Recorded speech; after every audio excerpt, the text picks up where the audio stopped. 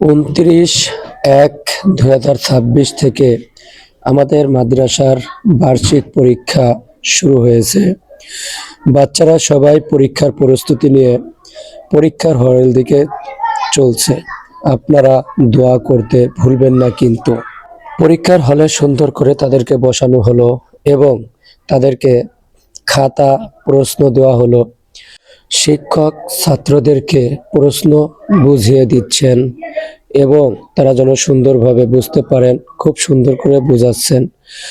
তারপরে দ্বিতীয় আরেকজন শিক্ষক আসছেন, তিনিও তার মতো করে সুন্দর করে বুঝিয়ে দিচ্ছেন এবং বিভিন্ন শিক্ষকগণ ছাত্রদেরকে নিগরানি করতেছেন, সুন্দর করে বুঝিয়ে দিচ্ছেন, যারা না পারে তাদেরকে বুঝিয়ে দিচ্ছেন। আলহামদুলিল্লাহ, ছাত্রগণ অনেক সুন্দর করে লিখতেছেন এবং তারা খুব আনন্দের সাথে পরীক্ষা দিচ্ছেন।